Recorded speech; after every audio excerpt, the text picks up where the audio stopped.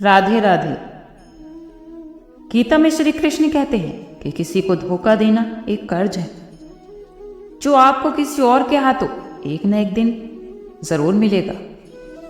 गीता में तो यह भी लिखा है कि समय का चक्र बहुत तेज चलता है, इसीलिए ना तो अपने बल का अहंकार करे और ना ही अपने धन का। जीवन का अगर हर दाव जीतना है तो बल से ज्यादा बुद्धि का प्रयोग करें, क्योंकि बल तो लड़ना सिखाता है और बुद्धि जीतना।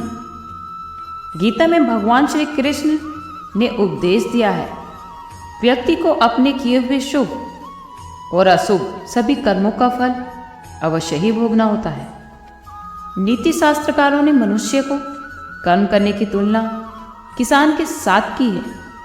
वह कहते हैं, जिस प्रकार एक किसान अपने खेत में जिस फसल का बीज बोता है, वही बीज फसल के रूप में किसान काटता भी है। इस सिद्धांत के विरुद्ध ना तो कभी आज तक हुआ है और ना ही कभी आगे होगा। इसलिए एक कहावत प्रसिद्ध है कि बोए पेड़ बबूल के तो आम कहाँ से हुए। यही व्यवस्था परमात्मा द्वारा बनाई गई सृष्टि में मनुष्य के ऊपर लागू होती है। परमात्मा ने मनुष्य को कर्म करने के लिए स्वतंत्र रखा है। इंसान तो जैसा चाहे कर्म कर सकता है। अच्छे या फिर बुरे कर्म मनुष्य की विवेक शक्ति पर निर्भर करते हैं। मनुष्य अपने जीवन में जैसे जैसे कर्म करता जाता है, वैसे वैसे ही उसके जीवन का निर्माण होता जाता है। परंतु परमात्मा ने मनुष्य को केवल कर्म करने की स्वतंत्रता दी है। कर्म फल व्यवस्था परमात्मा के अधीन है। जैसे कर्म किए हैं वैसा ही फल मिलेगा, ये निश्चित है, क्योंकि परमात्मा न्यायकारी है। परमात्मा मनुष्य द्वारा किए जाने वाले प्रत्येक कर्मों को जानने वाला है। परमात्मा के आगे किसी का सिफारिश नहीं चलती। इस कलयुग में तो लोग रिश्वत देकर भी अपना काम निकाल लेते हैं, लेकिन परमात्मा को कोई रिश्वत नहीं दे सकता। इसीलिए तो परमात्मा को पूर्ण न्यायकारी माना जाता है। परमात्मा की तो अटल न्याय व्यवस्था से कोई भी आज तक ना तो बचा है और ना ही आगे बच सकेगा। इसीलिए अच्छे कर्म करने वाला व्यक्ति डरता है, बुरा कर्म करने वाला व्यक्ति हर समय भयभीत रहता है। उसके मन में सदैव ये शंका बनी रहती है कि कभी मेरे बुरे कर्म सामने ना आ जाए। बुरे कर्मों के सामने आते ही उसे उन कर्मों का फल मिलना शुरू हो जाता है। श्री भगवद गीता में श्री कृष्ण कहते हैं कि यदि किसी काम को करने में डर लगे तो याद रखना, ये संकेत है कि आपका काम वाकई में बहादुरी से भरा हुआ है।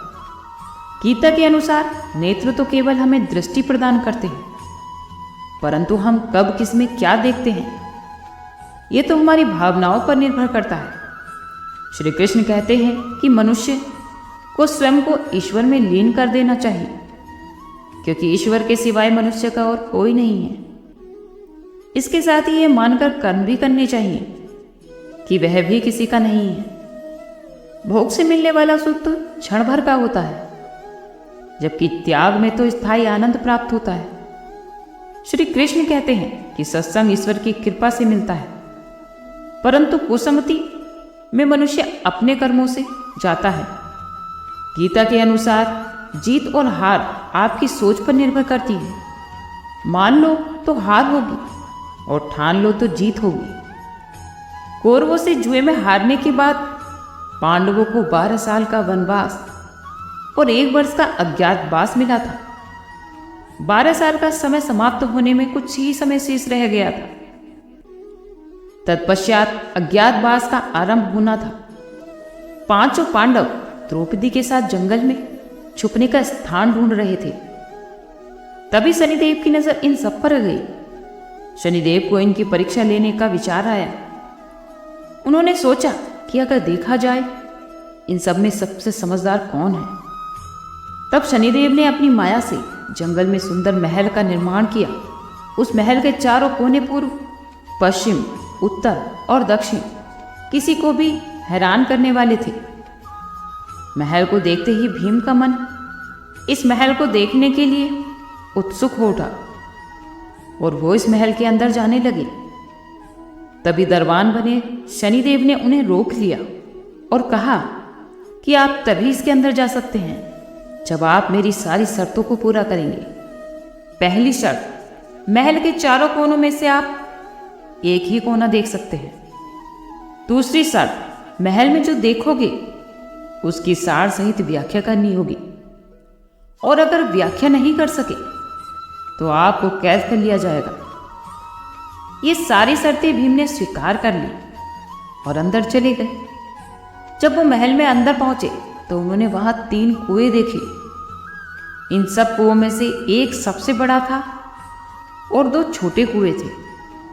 जब बड़े कुएं का पानी उछलता था तो बराबर के दोनों कुएं भर जाते थे, लेकिन जब छोटे कुएं में पानी उछलता था तो बड़े कुएं का पानी आधा ही रह जाता था। जैसे ही भीम बाहर निकलने लगे तब दरबान ने भीम से कुओं का मतलब पूछा, लेकिन भीम नहीं बता पाए। शनिदेव की शर्त के मुताबिक उन्हें बंदी बना लिया गया। इसके बाद अर्जुन उस महल में गए तो दरबान ने उन्हें भी सारी शर्त बता दी। आगे जाकर जब अर्जुन ने देखा कि एक खेत में 2 फसल उग रही थी, एक तरफ बाजरे की फसल तो दूसरी तरफ मक्के की फसल। बाजरे के पौधे से मक्की निकल रही थी और मक्के के पौधे से बाजरा निकल रहा था। अर्जुन ये देखकर हैरान हो गए। उन्हें बहुत अजीब लगा, उन्हें कुछ समझ नहीं आया। शर्त के मुताबिक वो भी जवाब नहीं दे पाए और उन्हें भी श्रीदेव ने बंदी बना लिया। इसी तरह नकुल और सहदेव को भी जवाब ना दे पाने के चलते बंदी बना लिया गया।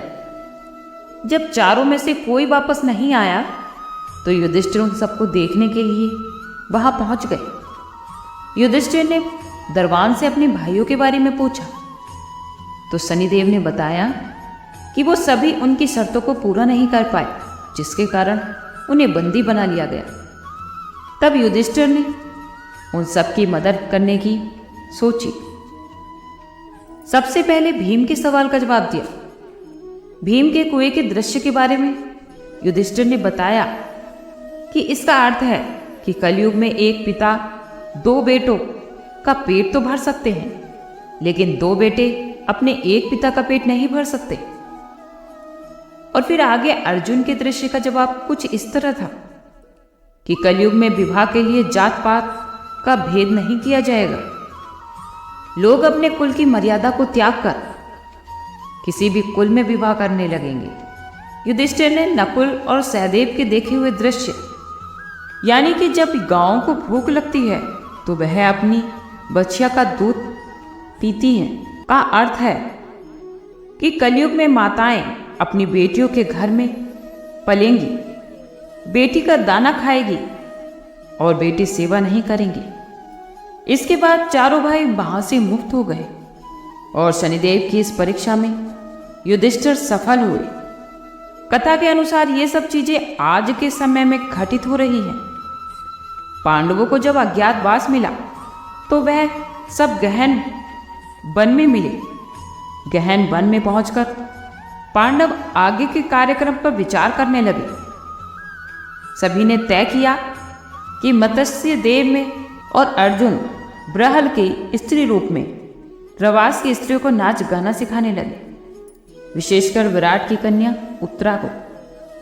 द्रौपदी शरी के नाम से विराट की पत्नी सुदेशना की दासी बन गई। नकुल ग्रंथि के रूप में राजा का अश्वशाला में घोड़ों की नस्ल सुधारने के काम पर लग गए और सहदेव तंतपाल नामक ग्वाला बनकर गाय और बैलों की देखभाल के काम में लग गए और राजा की गौशाला को संभालने लगे। राजा के सेवा में जाने से पहले पांडवों ने अपने अस्त्र शस्त्र नगर के बाहर एक समी वृक्ष पर छिपा कर रख दिए थे। सारा काम बहुत सफाई से निपट गया, किसी को जरा सा भी शक नहीं हुआ उन पर कि वो पांचों कुरुवंश के महानायक हैं और द्रौपदी पांचाल नरेश की पुत्री। समय आराम से कट रहा था, परंतु बीच बीच में व्यवधान हो जाते थे। रानी सुदेशना का भाई कीचक बहुत ही बलिष्ठ और वीर था। मत्स्य देश की सेना का वही नायक था। कीचक की धाक दूर दूर तक फैली हुई थी, इसी कारण वो अत्यंत अहंकारी और चरित्रहीन था। वनवास में एक दिन उसकी दृष्टि सर्दी बनी द्रौपदी पर पड़ी। तो वह उसे पाने के लिए ललायित उठा। उसने कई बार उसके साथ छेड़छाड़ करने की कोशिश की तो द्रौपदी कुंठित हो गई, परंतु संकोच के कारण वह किसी से कुछ न कह सकी। अपनी इच्छा पूर्ति के लिए पहले कीचक अपनी बहन सुदेशना का सहारा लिया, लेकिन वो फिर भी कामयाब ना हो सका। जब उसने सैलंद्री को ज्यादा परेशान करने की कोशिश की तो उसने अपने मन की व्यथा भीम को बताई। भीम ने उसे चालाकी से नृत्यशाला में बुलाने के लिए कहा। सैलंद्री ने उसे मिलने के लिए नृत्यशाला में बुला लिया।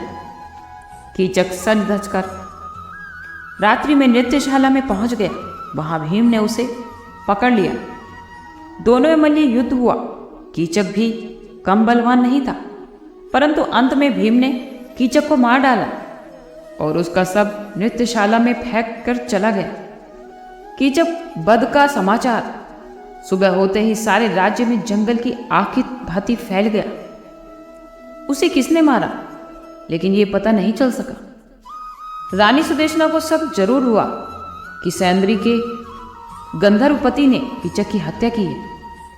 जब कीचक वध की खबर हस्तिनापुर पहुंची तो दुर्योधन को शक हुआ कि कीचक जैसे बलशाली सेनानायक की हत्या या तो बलराम कर सकते हैं या फिर भीम। पांडवों के 12 वर्ष के वनवास को पूरा होने के बाद दुर्योधन तब से ही अपने गुप्तचरों के द्वारा उनकी खोज करा रहा था, ताकि अज्ञातवास से खोजकर उन्हें फिर से 12 वर्ष के वनवास को भेज दिया जाए, परंतु वो सफल नहीं हो पा रहा था। लेकिन कीचक वध की बात सुनकर उसे ये लग गया था कि हो ना हो ये भीम का ही काम है, क्योंकि बलराम का तो कीचक से कोई बैर भाव नहीं था। इसे उसे लग गया था कि ये काम भीम ने ही किया है। इससे हमें यही शिक्षा मिलती है कि हम चाहें तो क्या कुछ नहीं कर सकते। अगर हम अपने बुद्धि का इस्तेमाल करते हैं तो हर परेशानी से बाहर निकल सकते हैं। दुखी या फिर चिंतित होने से किसी भी समस्या का समाधान नहीं मिलता। आज के लिए इतना ही। कल फिर मिलते हैं एक नई वीडियो के साथ। खुश रहिए, स्वस्थ रहिए।